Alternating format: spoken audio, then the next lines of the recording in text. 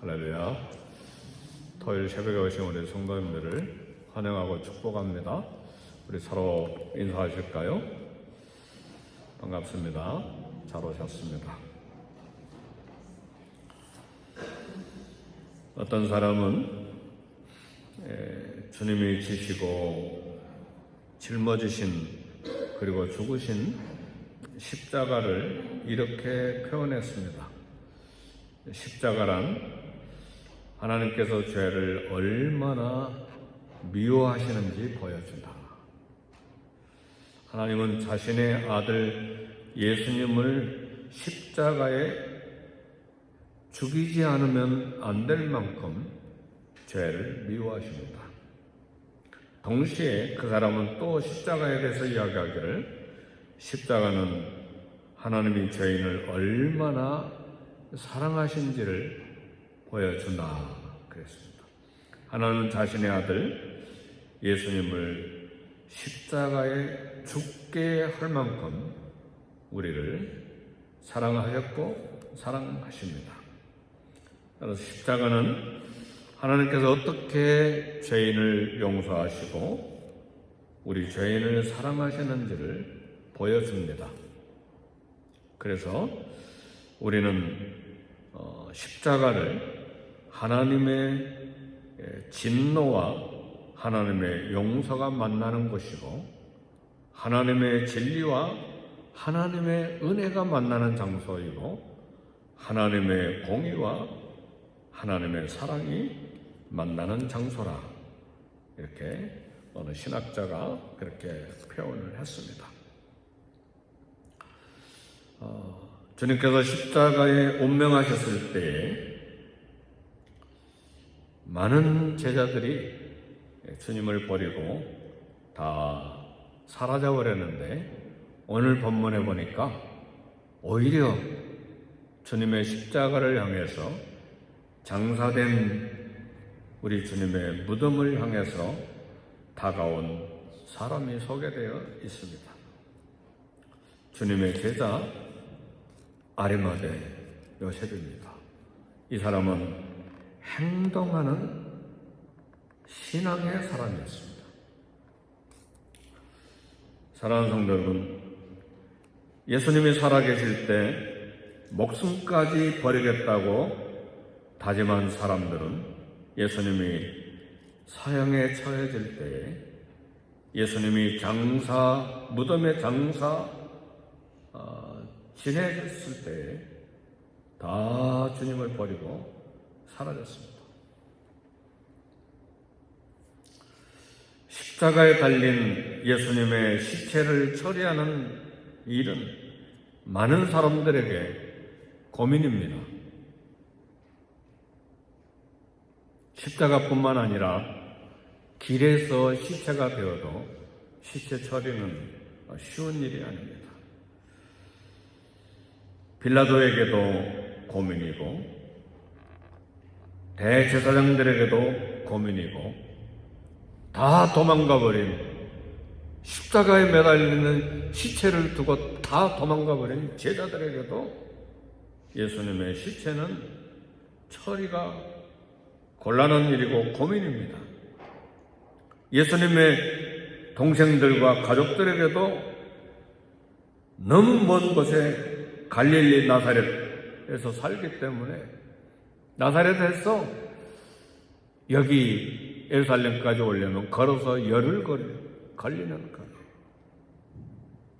고민이죠. 그래서 나그네 무덤이 있지만 이방인의 무덤이 있지만 십자가 시체는 저주받은 시체이기 때문에 나그네 공동 묘지에 버려지거나 혹은 그냥 들에 그냥 버리는 경우가 허다합니다.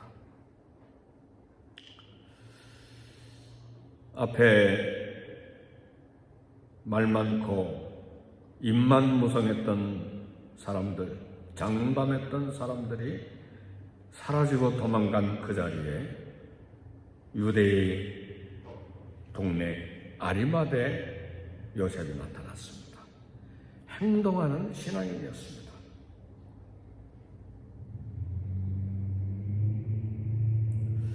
결정적인 순간에, 필요한 순간에 주님의 시체를 장사하기 위해서 나타났습니다. 그는 산헤드린의 공회원, 국회의원이었고 하나님 나라를 기다리는 사람이라고 성경은 말합니다.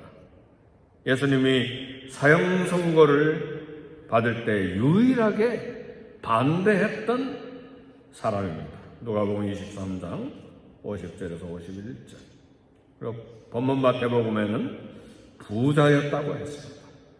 그리고 그는 예수님의 제자라고 했습니다. 고위공직자요 상류 계층의 사람이요 재력도 든든한 사람인데 선하고 의로운 그리스도의 제자로 성경은 소개합니다. 고위공직자고 상류 계층에 있고 재력이 든든한 부자는 예수님을 믿기가 어렵습니다. 왜냐하면 하나님보다 권력을 더 중요시 여기고 하나님보다 신분을 더 중요시 여기고 하나님보다 돈을 더 중요시 여기는 경우가 대부분이기 때문에 그렇습니다. 그러나 그는 이런 신분과 직업을 가지고 있으면서도 예수님을 따르는 지극히 주님을 사랑하는 예수님의 제자였습니다. 그는 풀타임 예수님을 따라다니는 제자는 아니었지만 직업을 가지면서 고위 공직과 높은 자리와 경제력으로 든든한 자였지만 그는 권력의 노예도 아니요 돈의 노예도 아니요 신분의 노예도 아니요 겸손하게 주님을 섬기는 사람이었습니다. 머리가 저절로 숙여지는 그런 숨어있는 제자였습니다. 옛날이나 지금이나 장례 비용은 비쌉니다.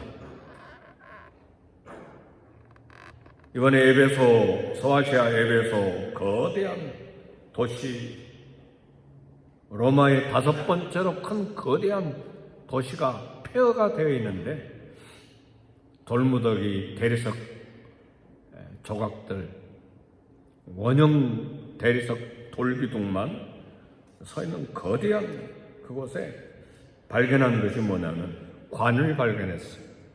근데 그 관을 보니까 돌을 통째로 깎아 만든 관이었어요. 그 관 뚜껑도 돌 조각이 아니라 돌을 통째로 깎은 뚜껑이었어요. 야, 비싸겠다. 우린 나무관만 살려고 해도 비싸잖아요. 근데 그게 빼꼼히 열려 있어요. 안내하신 분 이야기 들어보니까 혹시 그 속에 뭐가 들어있냐 하고 열었대요. 네. 사랑하는 성도 여러분, 그러나 아리마대 요셉은 새 무덤을 주님께 드렸습니다. 우리가 주님께 드릴 때 쓸 것 다 쓰고 남으면 드릴까 말까, 줄까 말까가 아니라 아리마대 요셉은 새 무덤을 드렸습니다. 아무도 보지 않을 때 주님의 시체를 장사하는 충성스러운 믿음의 사람이었습니다. 그 결과 우리 주님의 시신이 훼손되지 않고 버려진 시체가 아니라 돌봄 있는 무덤에 잘 장사되었기 때문에 부활이 조작이 아니라 부활을 증거하는 데 결정적인 역할을 하게 됐습니다. 제자들이 시체를 훔쳐가서 부활했다고 거짓말했다는 헛소문을 잠재우는 장사였어요. 왜냐하면 경비병들이 빈틈없이 지키는 무덤이었기 때문에 그렇습니다. 제자들은 무서워서 다 도망간 무덤이었어요. 감히 경비병들이 있는 곳에 다가올 제자는 없죠. 무서워서 다 도망갔으니까. 사랑하는 성도 여러분, 말씀을 마칩니다. 어떤 시인이 말했어요. 겨울이 오면 봄은 멀지 않다. 주님의 시체가 무덤에 있는 동안 사단과 악인들은 노래했습니다. 그러나 부활의 새벽은 밝아오고 있습니다. 성도 여러분, 지금은 우리의 삶이 깜깜해도 주님의 승리의 아침이 다가오고 있습니다.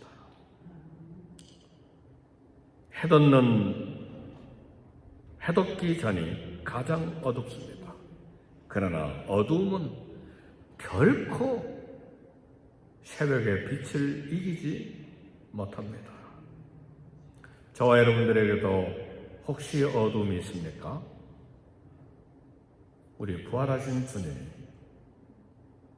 어두움을 반드시 제거해 주십니다. 하나님의 우리를 향한 사랑, 우리를 향한 약속, 끊어내거나 막을 수 있는 건 아무것도 없습니다. 볼지어다 세상 끝날까지 항상 너희와 함께 있으리라. 우리를 향한 하나님의 사랑, 그리스도 안에 있는 사랑은 장래일이나 현재일이나 기쁨이나 높음이나 그리고 하늘에 있는 천사들이라도 끊을 수가 없습니다. 이것이 저와 여러분을 향한 하나님의 십자가의 사랑이십니다. 2023년도에 주님의 십자가의 사랑을 심장으로 만나고 더 주님께 가까이 가고 그 충만한 사랑을 이웃에게 흘러가게 하는 사랑의 통로, 축복의 통로가 되기를 주의 이름으로 축복합니다. 기도하겠습니다. 내일 새벽에 새벽 촛불 부활절 예배가 있습니다. 다 같이 기도하겠습니다.